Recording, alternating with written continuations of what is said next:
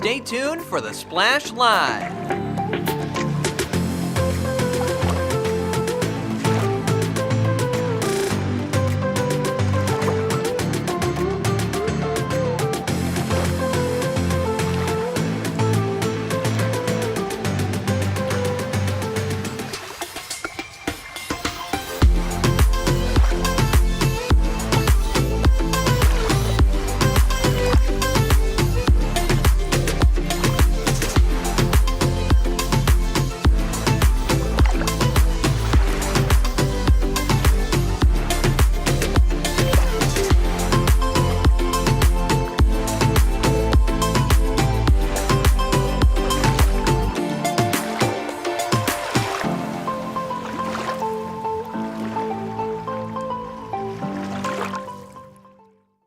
It's time for the Splash Live from Civic Center TV, featuring stories from and about people like you in the Greater West Bloomfield area. Simulcast on cable, 89.3 Lakes FM, social media, and the web. Now live from Green Media Center on Walnut Lake Road, it's the Splash Live. Live, local, social, it's the Splash Live on Civic Center TV and 89.3 Lakes FM. I'm your host for the day, Jake Schaff, going over all of the biggest news and events from right here in Greater West Bloomfield. Kicking things off, the new Chico Elementary School project has taken a big step forward and has put an official end of an era in place. Demolition of the old Green or Chico Elementary, depending on which generation of Lakers you ask, has been making big progress as of late. Portions of the building have been torn down right next door to us and continue to be torn down as the days go on. Teams from AUK Construction are working closely with us as well to coordinate safely rerouting and constructing new piping for the future Chico building, which is aimed to open in the fall of 2026. So make sure you mark that down. Fall of 2026 is when the new building is scheduled to open. We did reach out to AUK and West Bloomfield Schools officials and are working actively on receiving further updates for the next steps on this old building as it comes down, and preparations are made for the new state-of-the-art elementary school. But that is sure to be something really big to look forward to right here in the community, and a big development for the kids as this school will be opening up in just a couple short years. And younger people in our community are also taking on leadership roles, even those that put them face to face with some of the big decision makers of the community. I had the chance to speak with these student liaisons directly to learn more about what they do for the student body. Well, it was an opportunity that was presented to me through my school student government, and having done that since freshman year, it was something that intrigued me. I asked my advisor about the opportunity. She said that it would be something that maybe I should try out for, and once I interviewed for it and I looked into the position, it's something that I genuinely love, giving back kind of to the community and talking about what we get to do at West Bloomfield and presenting that information to the board is such a valuable role to me, and I'm really excited to be doing it. I've always been involved in many clubs, and I'm on the board of multiple clubs, so I thought it would be a great opportunity to get to tell the board about what the clubs are doing and really show what OEC does to keep the students involved. It's great because I get to talk to other people in the school and ask them, like, what have you guys been doing? They send me pictures, and it really just helps me get to know the other students and share the amazing things OEC does. How does it feel to be a big voice representing the student body? It's definitely a lot to handle. It's big shoes to fill, but I hope that I'm doing a good job, and I just really want to be able to shed light on all the different activities that are going on at West Bloomfield, because we got a lot of things that maybe aren't as talked about or that could be highlighted more, and I just really like to prioritize those things when I'm giving my presentation. What are some of the biggest qualities you've taken away from your role? I think the biggest thing is communication, which I think that's kind of cliche, but I think communication is integral to any type of situation, especially in work, and having those communication skills, especially between the different advisors of clubs and the students that are in those clubs, and then all the way to the administration and getting that information along, has been a really valuable skill for me. Do you think this is going to set you up really nicely for when you eventually make the jump to college? Yes, I think especially at OEC, where we are taking college classes at the same time as high school classes, not only are we able to kind of tell like what the college workload is, but we're set up to manage our time and become more responsible, which a lot of people struggle with right when they enter college, but at OEC we kind of have a step to prepare us for that.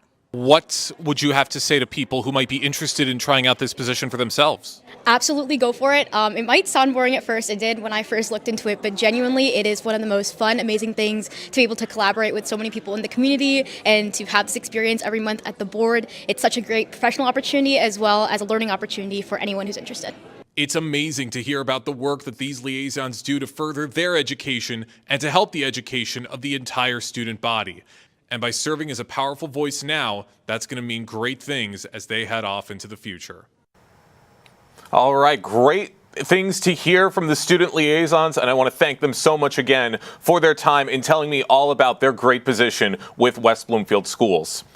A young leader is shining in classroom and community. A big congratulations to West Bloomfield Middle Schooler Hadley Reese, an 8th grader who was the recipient of the Superintendent's Excellent Award for December. Nominated by Miss Hannah Kim, Hadley exemplifies academic excellence, leadership, and community involvement. A dedicated scholar, Hadley is set to join the National Junior Honor Society, which is a huge testament to all of her hard work. As a 2-year member of the LINK program, she supports her peers, even attending after-school rehearsals and weekend shows to ensure that they feel included. Outside of school, Hadley has been a figure skater since the age of 4, competing in synchronized skating and mentoring younger skaters as a coaching assistant. Her positive energy and willingness to help make her a shining star right here in the West Bloomfield Middle School community. Congratulations, Hadley, on this very well-deserved honor. And we have some other big congratulations for Liz Costello, December's Laker of the Month. Liz Costello is a 2nd grade teacher and mentor program coordinator at Gretchko Elementary. She was nominated by Jen Teal, the principal, for her outstanding dedication and contributions to the West Bloomfield School District. During her time at Gretchko, Liz spearheaded a new teacher pantry to help educators set up classrooms, leads the Buddy Classroom Committee to foster multi-age relationships, and serves on the district-wide Teacher Retention Committee. Liz embodies West Bloomfield School's values through her timeless efforts to ensure every student and colleague feels supported, valued, and challenged. Her innovative spirit and commitment make her a true asset to the West Bloomfield School District team. So another big congratulations to Liz Costello for all of her hard work. A lot of big stars right here in West Bloomfield. Celebrate the winter solstice with a glowing evening hosted by West Bloomfield Parks, which is going to be taking place tonight, Thursday, December 19th, starting at 5 p.m. at the Recreation Activity Center. This is going to be a self-guided half-mile lantern-lit trail hike, which offers family-friendly activities, including glowing crafts, marshmallow roasting, telescope viewing with the Oakland Astronomy Club, and a custom glowing ice carving. Be sure to be there and make sure all participants must be at least 3 years old in order to participate. But this is going to be a very magical night presented by Provision Living. If you want to check out a little more information about this event, you can check it out on their Facebook page at WB Parks, or you can check out their website, wbparks.org, to learn a little bit more. The Friendship Circle opened up the Meir Center to help women connect and build community bonds right here in West Bloomfield. I had the chance to speak with some of the guests of this event to hear their thoughts on what this means to them. It's wonderful. I think that organizations that have, female groups, women's studies, I think that it's very rewarding, and it's kind of a small community within our big community, and it's great to learn. I'm always looking for different activities for women. I'm a working woman, and so I always want to connect with other people. So I thought it would be great, and it was a great cause. I love the Friendship Circle, and I loved being with this group of women, and I'm very proud of the work that this committee did in putting this amazing event together.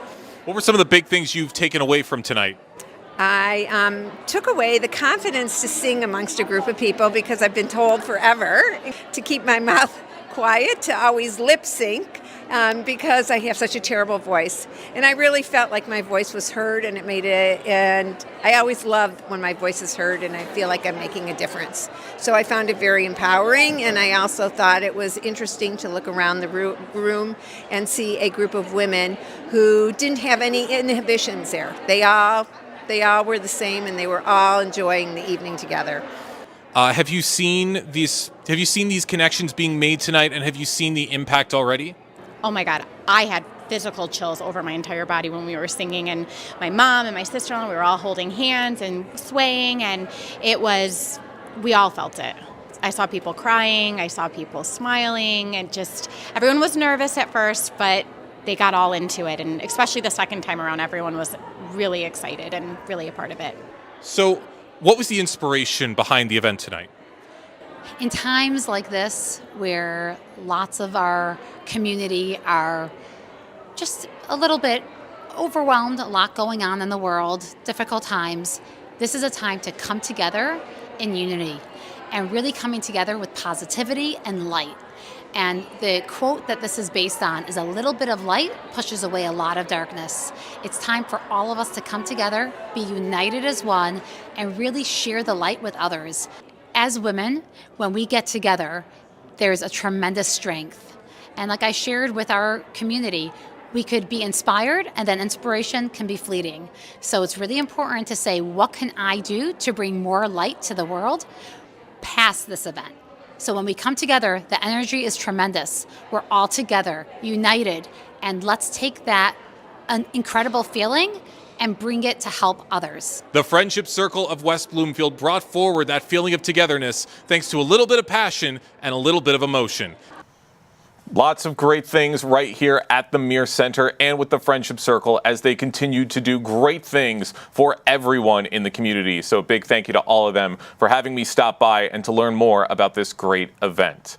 We've got other great things right here in the community, including Temple Israel's Do Right December program, which is sparking inspiration and supporting all of those in need right here in the community. Here to tell us more, we have Rabbi Joshua Bennett with Temple Israel to tell us more about this incredible program. Rabbi Bennett, thank you so much for joining us. It's great to be with you, and I'll tell you, it has been an amazing, amazing December for us, with several different programs. First of all, we have been working with Lighthouse SOS, a shelter in Pontiac that has brought people into spaces where they can feel safe.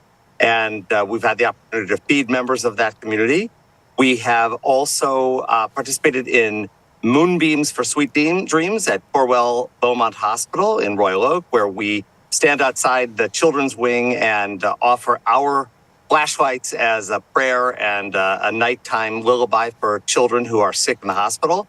And then next week on Christmas, we are participating with Jimmy's Kids in the city of Detroit to bring gifts to families in need in the city of Detroit. So it's been an amazing month, and still more to come.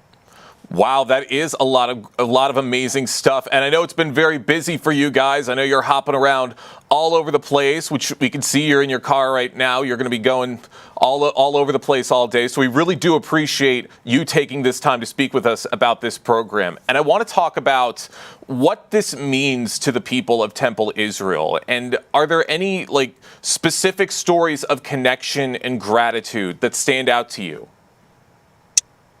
It's an important time of year for us. Like every community, the wintertime brings a little bit of darkness, and with that darkness comes some challenge for people. So being able to give back to the community in this way is something that makes us proud, and it's a huge part of the Jewish tradition to give back. It's called tzedakah, or charity, and it's something that we're able to do from our position of opportunity. It's also important in this particular year because, as you know, things have been very challenging in our community and around the world, an enormous rise in anti-Semitism. And so for the Jewish community to be doing wonderful, strong, good work in the world is an important symbol of what we stand for. And you asked about specific connections. We actually this past weekend had an amazing program with our youth groupers and JARC, which is an organization that is serving the special needs community in Detroit.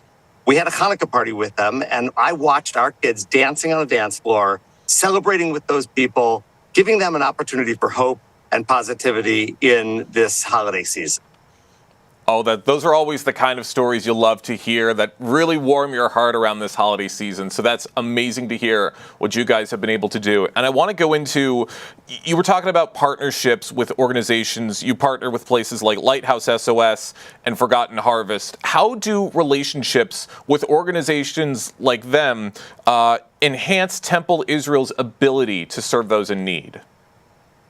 Well, we couldn't do it alone. We have an amazing source of volunteers in our membership. We have over 3,000 families at Temple Israel, and so we have lots of people who want to work. But without those partnerships, we would not have the projects that connect us to the people in need. So, for example, Forgotten Harvest gives us food for our free fresh food pantry the second and fourth Thursday of every month. We serve almost 250 families every month. Without that partnership with Forgotten Harvest, we would never be able to do that incredible work. Same goes for SOS Lighthouse, JARC, Jimmy's Kids. We are just a conduit to the good work that can happen through the incredible organizations around our community. For those just joining us, we have Rabbi Joshua Bennett with Temple Israel telling us about Do Right December, Temple Israel's program sparking inspiration and benefiting all of those in need from right around here in the community. And Josh, with your extensive work in both local and global Jewish communities, how do you personally stay connected and inspired to lead these initiatives? You know, for me, it's just part of who we are as a Jewish people. The Reform movement of Judaism, which is where Temple Israel's origins begin, starts its ideology in the work of the prophetic vision, which is to bring food to the hungry and to take care of the needy and poor in our community. So that really is part and parcel of what we do as a Jewish community.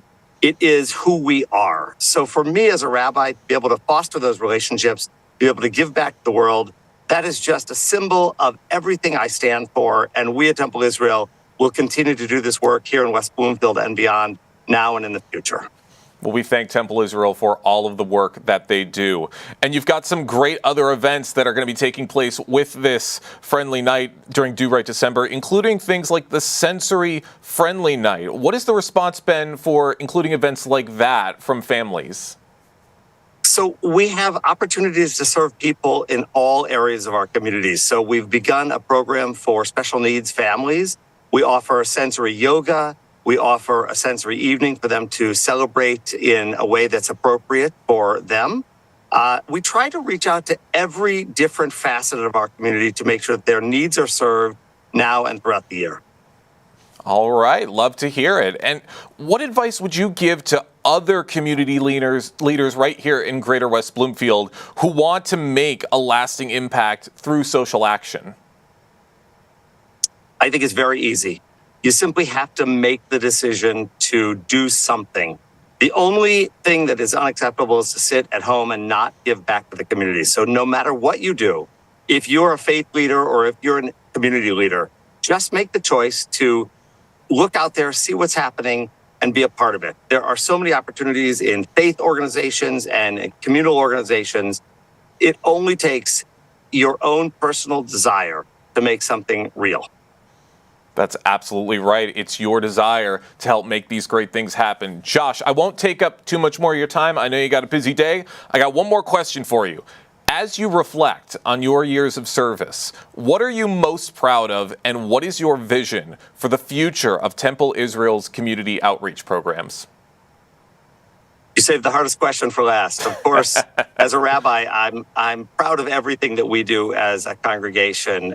We not only serve the Jewish community, but as you've heard today, we try to serve the entire Detroit and West Bloomfield community with the kinds of social justice programming that we're offering. I'm really proud of what we've done in the past, and I really believe that Temple Israel is prepared and set up for the next generation to learn the same lessons and to bring those same kinds of programs to everybody who's in need, not only at this time of year, but throughout the calendar. Well, you should be very proud of all the work you do. Rabbi Joshua Bennett with Temple Israel, we thank you so much for your time and joining us on The Splash today. Thank you so much. Thanks for having me.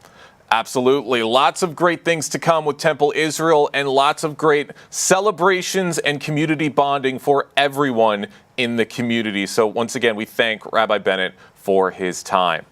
West Bloomfield Middle School's Pods Talk event is impacting local students from all across the community. And here to tell us more, we have the speaker from that event, Jonathan Jackson, a motivational speaker and consultant from right here in Greater West Bloomfield. Jonathan, good morning.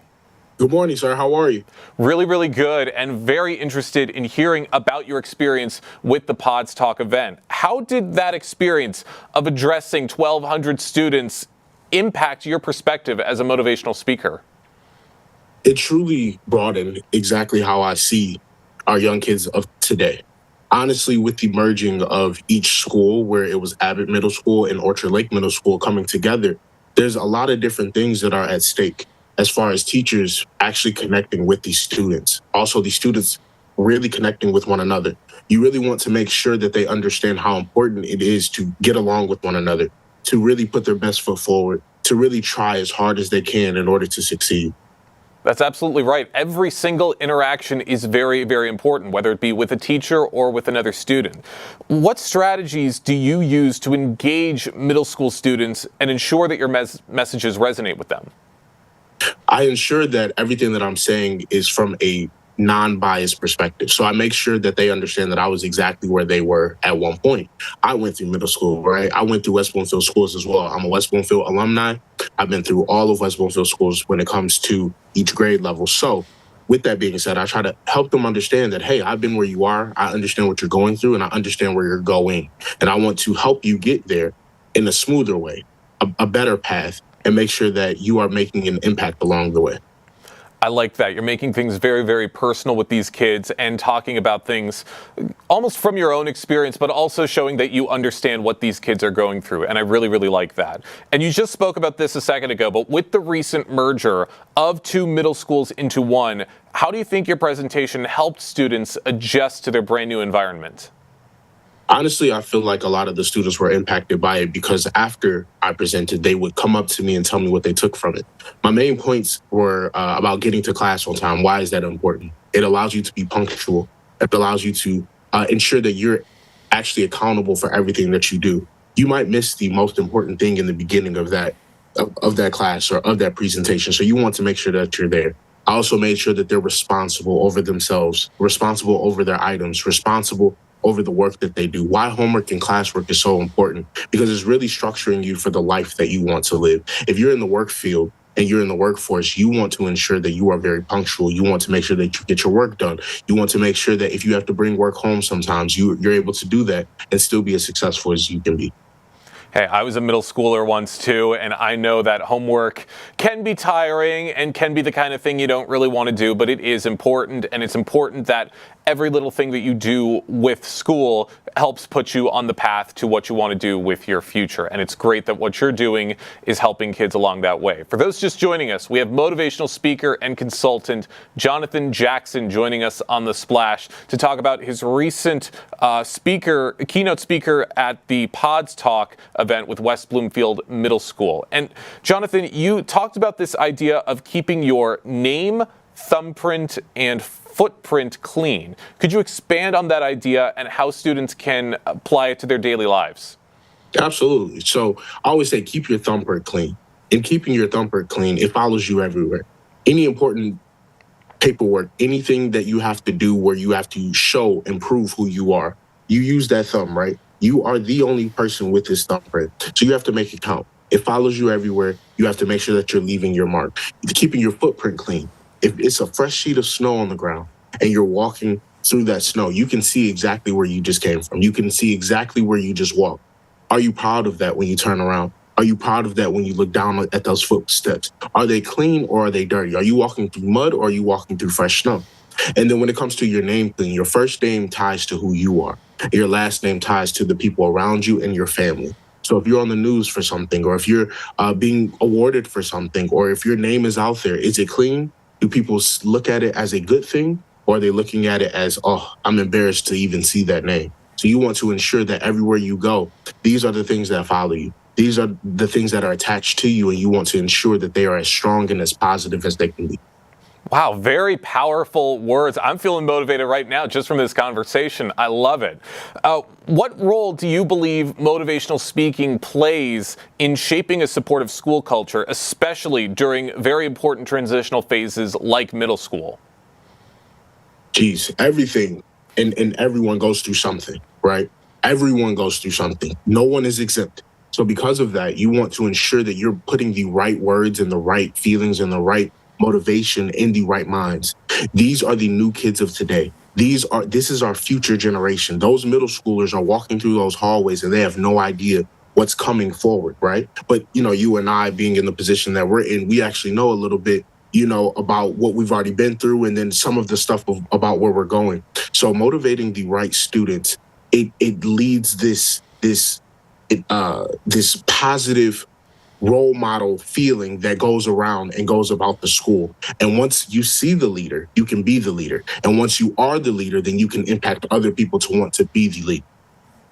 I can imagine it's a very fulfilling experience, and it's great to hear about what you're able to do for these kids. But I can also imagine that it's not easy, and sometimes there are challenges that you might face when addressing younger audiences. And I want to know how you overcome some of those challenges.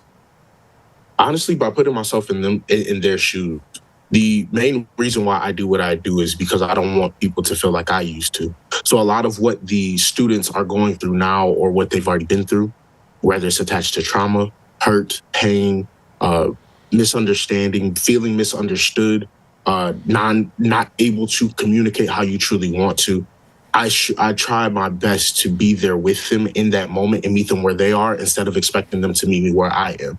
A lot of times it's hard for me to not bring it home because I am so empathetic to what they're going through. But at the same time, I'm able to split apart what is reality, what they're feeling, and then where we can go from there, right? Every setback is a setup for your comeback. So I want to ensure that they know that anything that they go through is just a minor setback for their major comeback. That's absolutely right, and that's very important for kids to remember. Jonathan, I got one more question for you before we let you go. How do you envision your role in the Greater West Bloomfield community grow beyond events like Pod Talk? Honestly, I would love to continue to bring my already set programs to West Bloomfield. I'm already in West Bloomfield actively, but to all school districts, trying to ensure that they understand who you are, what makes a person, right? It's okay not to be okay. Allow them to incorporate certain activities that I have, certain seminars that I have, assembly setups, right? So that everyone can be impacted one by one. As long as you're trying to be 1% better every single day, then the world can really be a better place. So I want to continue to push my programs and push my narratives and push my feelings and push my programs and everything that I truly, truly, truly believe in to reach as many people as possible. I love what you just said right there. Try to be 1% better every single day. That's certainly something I'm going to take with me, and I hope everyone takes with me as they see this. Jonathan, I want to thank you so much for your time in joining us today. Thank you so much for having me. Just from a few minutes with Jonathan Jackson, you're already feeling so motivated and so ready to tackle anything that comes your way throughout the day. So I want to thank him once again for his time in telling me about his great opportunity with West Bloomfield Middle School. Lots of other great stories and events from right here in Greater West Bloomfield right after this short break. Live, local, social, it's The Splash Live on Civic Center TV and 89.3 Lakes FM. We'll be right back with The Splash Live.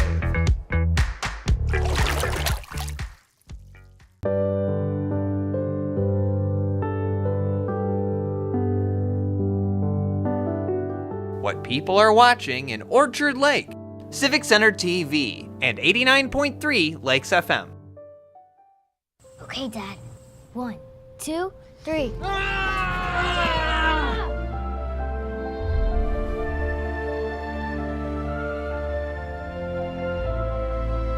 You saved me. Dad? Are you okay? I'm fine, dear. Your hero needs you now, and AARP is here to help. Find the care guides you need at aarp.org/caregiving. Hi, I'm Lauren Azuri, the Park Naturalist Supervisor for West Bloomfield Parks. Congratulations to you, Civic Center TV, for hitting 1 million views on YouTube. We really appreciate your partnership in spreading nature education in a creative way in our community. I'm Lauren Azuri, proud to be 1 in a million. Want to enjoy Civic Center TV on your social media? Find us on Instagram at Civic Center TV. Get notified when we upload one of our interviews, full episodes, and more. Thank you for watching and listening to Civic Center TV and 89.3 Lakes FM. And now, back to The Splash, live. Live, local, social, it's The Splash Live on Civic Center TV and 89.3 Lakes FM. I'm your host, Jake Schaff, going over all of the biggest news and events from right here in Greater West Bloomfield. With the holidays coming up, it's going to be that perfect time when you see the snow falling outside. You're going to want to get inside, cozy up with a great book. And if you're in the mood to be getting some books, the West Bloomfield Township Public Library wants to remind everyone to stock up on books, movies, and other materials right before the holidays. Both the Main and West Acres branches will be closed on Christmas Eve and Christmas Day, the 24th and the 25th. The same goes for New Year's Eve and New Year's Day as well. Regular hours are in place leading up to those dates, so make sure you plan your visit accordingly. Don't miss your chance to enjoy some great reading this holiday season. And for more details, you can check out their website, wblib.org, or check out their Facebook at West Bloomfield LIB to see more information and to stay up to date with the hours and any information with the West Bloomfield Library. And also, the winter reading program is in full effect with the library. Avoid the winter blues by cozying up with a good book by enrolling in the winter reading program to earn incentives for time spent reading. And here to tell us more, we have the marketing and communication specialist with the West Bloomfield Township Public Library, Victoria Edwards, joining us right now on The Splash. Victoria, good morning. Good morning. Thanks for having me.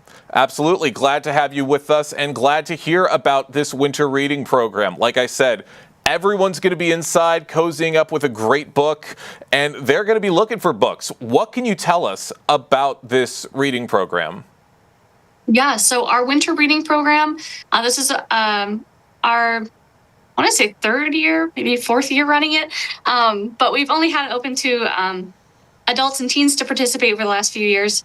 The idea originally was to encourage kids to read for pleasure over winter break.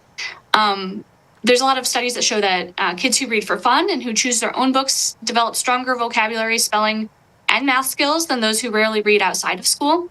So we want to try to encourage kids to read for pleasure and build those lifelong reading habits. And we have a lot of adults who've told us that they really like participating in this program too, because winter can be just kind of a hard time of year. I think for a lot of us, it's difficult to get out as much. It's really nice to cozy up with a book, kind of escape to somewhere else. And it can be a nice opportunity as well to continue to build those lifelong learning habits. So this is an all ages program that runs now through February 21st. And we have, just like with our summer reading program, you can sign up for winter reading program through the Beanstack app or through the website, westbloomlib.beanstack.org. We also have this linked on our library's website, westbloomlib.org, wblib.org. Now I'm getting them confused.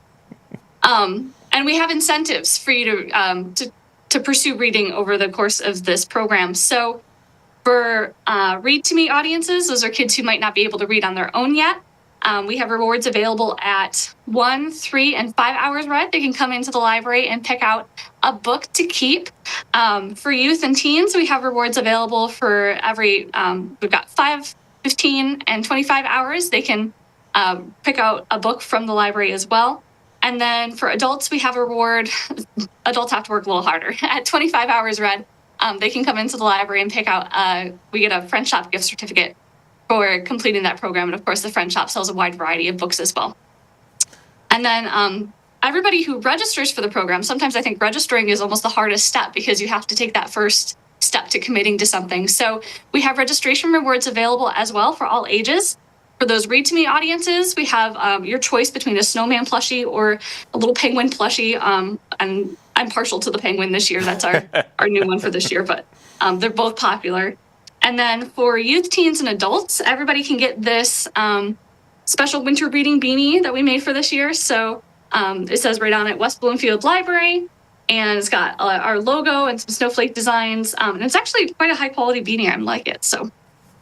Wow, lots of great benefits with this program, lots of great incentives for everyone to join. And you hit the nail on the head just a little bit ago when you were saying how it's a great escape for everyone. Because with the snow coming outside, you're going to want that escape, even if the holidays start to get a little stressful, which they inevitably always do.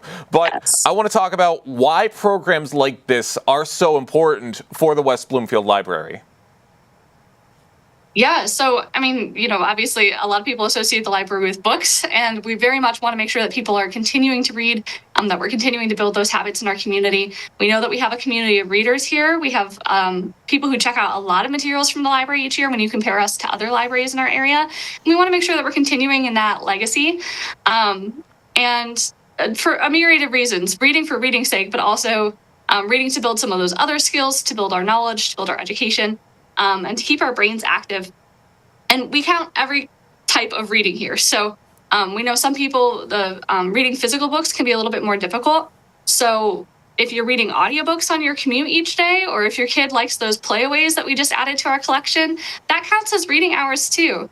There are a lot of additional skills that those types of reading are building, some beyond what physical books do. So there's a lot of debate, of course, between what counts as reading, but we count everything as reading. So, yeah, lots of great ways to get your reading fix in for the holiday season. For those just joining us, we have Victoria Edwards, the Marketing and Communications Specialist for the West Bloomfield Township Public Library, joining us to talk about the library's winter reading program, which is in very full effect right now. And I also want to go into how does it feel to be benefiting other outlets such as the Friend Shop, which you mentioned just a little bit ago, with this program and helping them out? Yeah, the Friends do so much for us each year, supporting our programs, organizing programs of their own. And right now they're just wrapping up a Giving Tuesday campaign to fund more virtual reality headsets, which I know can't come soon enough. Our teens have been chomping at the bit to get more VR headsets available, and I know we want to expand those and have more adults able to explore those materials too. So we've been able to be benefactors of a lot of the Friends partnership over the years, and we'd like to be able to continue to build that. And to be able to provide people something else to do at the library, frankly. We have a few other activities that are happening during our winter reading program, too, just to make sure that the library is more of a place where people can come out and spend more time. And the Friend Shop helps with that. That's great. And it's interesting to hear about how all of these other great resources, because libraries aren't just for reading. They're there for a lot of great things. And could you talk about how you are expanding things beyond reading with the library? Yeah. So, even just within our winter reading program, we have all these reading components to incentivize people to read. But we also have, right now we're running a scavenger hunt in our youth area. So families can come in and get to know our youth area a little bit better, get to be familiar with some collections and some areas of that space that they might not otherwise get to see. So we have a snowman scavenger hunt that, of course, the kids are all over right now. We have a selfie station in the back, so you can kind of experience a little, tag us in your winter reading efforts. And we also have a sticker mural in the front to try to bring the community together in building a community piece together. So there are so many different elements to library work beyond even the winter reading program. We have, we're running an art contest right now for MLK Day. So we're working on collecting, we've got canvases available at our public service desks, and people can come and pick up a canvas and create their own work of art to submit to our contest. We've got some lovely prizes, again, courtesy of that Friends partnership. And gift cards to Schuler Books available for different age groups that are selected to win that art contest. We have also non-traditional collections that we've been working on developing. We just announced recently our board game collection. So you can come to the library and check out a board game that's beyond what the scope of what reading is and what libraries have traditionally been considered to be, but it builds a lot of those similar skill sets and different skill sets as well that we're really interested in helping people reach. And also board games these days can be kind of expensive, so it's nice to have an opportunity to try something out before you might go and buy it. Lots of great things. Victoria, I got one more quick question for you before we let you go. And I think you talked about this a little bit in what you just said, but how is the library working to continue to help promote and highlight community engagement throughout the next year, 2025? Yeah, well, we have a lot of events coming up. We actually just announced our winter events brochure for this year for January, February, and March seasons. And I know we have some more, even more exciting community partnerships beyond that.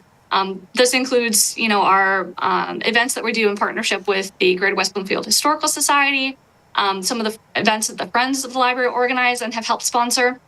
And then also, we're expanding a little bit. In March, we have a partnership with the Bloomfield Township Public Library, and we're both bringing out big name author Shelby Van Pelt, who wrote, you're probably familiar with the octopus book, Remarkably Bright Creatures. So registration for that opens in January, on January 6th. And we have more information about that coming soon too. But so many exciting things happening at the library. Lots of events, lots of services that we're always excited to partner with other community organizations on. Of course, our Parks Department has been a huge partner for us over the last few years as well. So we're excited about a lot of the things that we're working towards. I can't talk about all of what's happening in 2025 yet, but stay tuned. Got to keep some stuff secret, but we can't wait to see what you guys have in store. Victoria, I want to thank you so much for your time and joining us today. Thank you for having me. Always love having you guys with us, and always love hearing about what the West Bloomfield Township Library does for the community and encouraging this great environment of reading. So really excited to hear what's going to be coming up in 2025, which is very, very soon. Protecting yourself on the roads this winter. With the holidays coming up very, very soon, there's going to be a lot more holiday travel, but with the snow, that also means the roads are going to be a lot more dangerous than what we've been used to the last few months. So here with some tips on how to stay safe on the roads this winter. We have the Senior Communications Manager for the Road Commission of Oakland County, Craig Bryson, joining us on The Splash. Craig, good morning. Good morning. Glad to have you with us, as always, and really interested to get into this conversation because we have started to see the snow starting to fall. And what should people start to be looking out for now that this is becoming a factor once again? Well, first and foremost, I would monitor your weather forecast so you know what's happening, what's likely to happen, when it's going to happen. And then if and when the snow comes, by all means, slow down. Don't drive as fast as you normally would.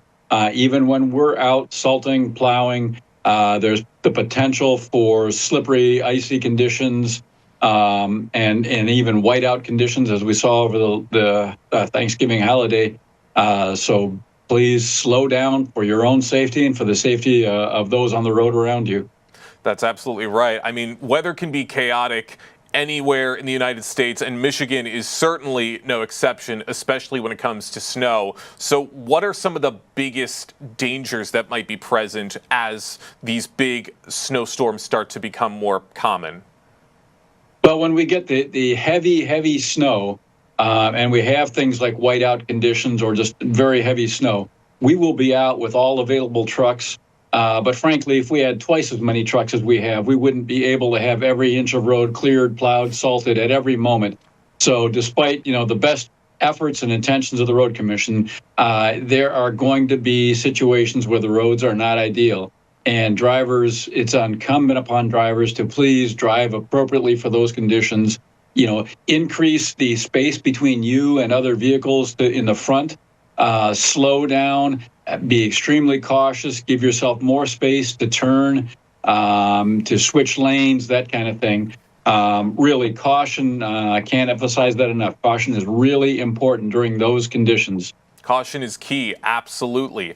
And I'm glad that you started talking about what the Road Commission is doing around this time of year. And I'm curious, what are some of the biggest obstacles that you guys tend to face around the winter season? Well, the biggest one really is the forecasting. Forecasting is as much an art as it is a science. Even though we have meteorologists, with advanced degrees, they're able to study the weather. But even their best forecasts are not always accurate. And there are times when we get a forecast for a big storm that doesn't materialize and we're out doing nothing. There are other times when we get no advance warning that there's going to be a big storm and we have to play catch up.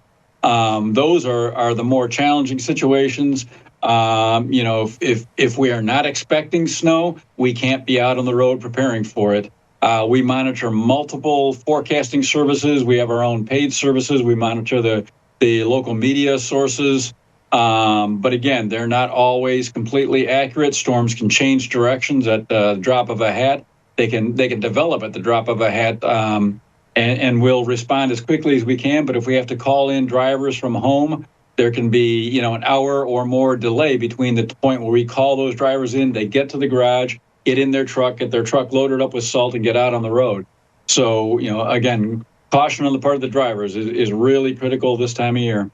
For those just joining us on the Splash Live, we have Senior Communications Manager for the Road Commission of Oakland County, Craig Bryson, joining us on the Splash to talk about some things to watch out for on the roads as we start to see a bit more snowfall, a bit more ice, and many more factors that could come into play, and the importance of keeping yourself safe. And Craig, I want to talk about maybe you could explain this a bit more. What are some big areas around the West Bloomfield area that people might need to be looking out for more specifically? Well, the first areas often to freeze or to become slippery are the bridges and overpasses. So anytime you're crossing a bridge or an overpass, and there's not too many overpasses in West Bloomfield, but there are certainly some bridges. Be cautious about those. When you have cold air underneath the road, that'll certainly cause the road temperature to drop more quickly and areas to freeze. Of course, hills and curves are always tricky, and we try to give those added attention. But again, things can materialize quickly. So use extreme caution if you're coming down a hill in potentially icy conditions. If there's a stop at the bottom of the hill, that can be a very difficult situation. So, again, slowing down as much as possible is critical in those situations. Because of our priority system, which is based on safety, we're going to be focusing first on the busiest roads. So the less traveled roads may be a little bit more likely to have a snow accumulation on them at times, and that may make them a little bit more slippery. So the lower the traffic volume, the more caution you really need to apply on those roads as well. Okay, definitely a lot of great things to watch out for as these things start to become more of a factor. And you talked about a bit more how you guys are working to minimize a lot of these issues. What are some ways you're doing so that maybe the general public might not be as aware of? Yeah, great question. So we've introduced a lot of new techniques over the last decade or so. Now almost all of our trucks, I think all of them actually have liquid brine tanks on the trucks. So liquid brine is naturally occurring salt water that we pump out of the ground. We literally spray that on the rock salt as it comes out of the back of the truck. That causes the rock salt to activate more quickly, causes it to stick to the pavement more quickly, and speeds the process of melting the snow and ice, as well as reducing the amount of salt we need to use, which is better for the environment. We've also added wing plows to our trucks. Those are the plows that swing out from the side, allowing us to plow a lane and a half at one time. Our newest trucks now have wings on both sides, so we could actually theoretically plow almost 2 full lanes at once. They are also great for plowing the shoulder as well as a through lane at once. We're also doing what's called pre-treating, where we spray the liquid brine on a dry road before the snow has started, and that creates a layer of brine on the road. So when the snow and ice does begin to fall, it mixes with that brine, and that delays the formation of ice, kind of buys us some time in that process. Wow. Now, we'll only do that when there's not rain prior to the snow event, because the rain would just wash it off the road. But it's a great way to delay the formation of ice on the roads. Wow, that's all very, very fascinating. Definitely some factors that I wasn't aware of, and that's really interesting to hear what you guys are doing or what you will be doing this winter season to help protect those roads. And Craig, I also want to ask, are there any factors or incidents that come to mind that serve as a big warning to the community for really what to watch out for during the winter season? Yeah, unfortunately, every year we have a motorist or two or a couple that will run into the back of our truck. We really, really want to caution people to back off. State law now requires that you follow a truck no closer than 200 feet. That's about 16 parking spaces behind the truck. And again, the reason for that is when a car or passenger vehicle runs into the back of a 12-ton steel truck, it's not good for the passenger vehicle. We often see cars totaled, sadly some injuries. It doesn't affect our trucks very much because, again, they're solid steel, but it's not good for the motorists. And those trucks tend to go more slowly than passenger vehicles, and they take more space to turn and to stop. So please give them the room for your own safety as well as to allow them to make the roads safe for the rest of us. That's certainly right. And Craig, we appreciate all of your time and for telling us this information and for giving us a good insight on what to watch out for this season. Before we let you go, where can people go to learn a little more information on what to look out for and maybe some updates on what to watch out for as the weather starts to become a bit rougher? Absolutely. First, you can go to our website, which is www.rcocweb.org, rcocweb.org. Please follow us on social media, Facebook, X, Instagram. We'll post things on there as they're happening, let people know when our trucks are out or if there's problem areas, that type of thing. Those are the best sources to get information directly from the Road Commission. All right, you heard it here first. That's the website, and that's where to go. Craig Bryson with the Oakland County Road Commission, we thank you so much for your time today. Thank you. Appreciate the opportunity. Michigan weather can be very unpredictable, and especially in a season like winter where things can always get very, very tricky on the road. So it's very important to have this information to stay safe on the roads this holiday season. And once again, we do thank Craig for his time in sharing his knowledge with Civic Center TV. We got lots more stories and lots more stuff to get into right after this quick break. Live, local, social. It's The Splash Live on Civic Center TV and 89.3 Lakes FM. We'll be right back with The Splash Live. This is Civic Center TV and 89.3 Lakes FM. On cable and the radio. On the web too, and on social media. Civic Center TV, television that's close to home. I'm Gina Gregory, president of the Greater West Bloomfield Historical Society. I'm excited that Civic Center TV has reached 1 million views on YouTube. Congratulations. That's just terrific. We appreciate everything Civic Center does for the Greater West Bloomfield Historical Society and the community. For us, they promote and highlight our events. It's awesome to have them available 24/7 on YouTube. I'm Gina Gregory and proud to be one in a million. 1 in 4 Michigan homes has high levels of radon, a naturally occurring radioactive gas known to cause lung cancer. It doesn't matter where you live or what type of home you have. You won't even know it's there unless you test. So don't wait. Testing is cheap and easy, and if there's a problem, it's simple to fix. Visit michigan.gov/radon to learn more. We took action. Will you?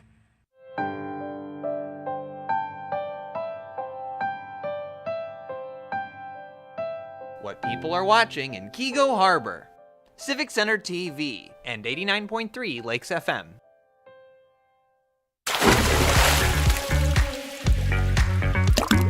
And now, back to The Splash, live. Live, local, social, it's The Splash Live on Civic Center TV and 89.3 Lakes FM. I'm your host, Jake Schaff, going over all of the biggest news and events from right here in Greater West Bloomfield. Over the weekend, local first responders took some time to brighten up some kids' evenings during moonbeams for sweet dreams. Police and other first responders from Greater West Bloomfield and neighboring communities met at Gino's before heading to Royal Oak to greet kids in the hospital for Corewell Health's annual Moonbeams for Sweet Dreams event. Local officers from Bloomfield Township and Orchard Lake told our team why this is one of their favorite ways to reach out to the community beyond the duties of their day-to-day service. Yeah, so Bloomfield Township, our police department's been doing this for years. As soon as it came out, we heard about it. We knew it was something we wanted to get involved with, come down the road and support all these kids, especially during the holiday season.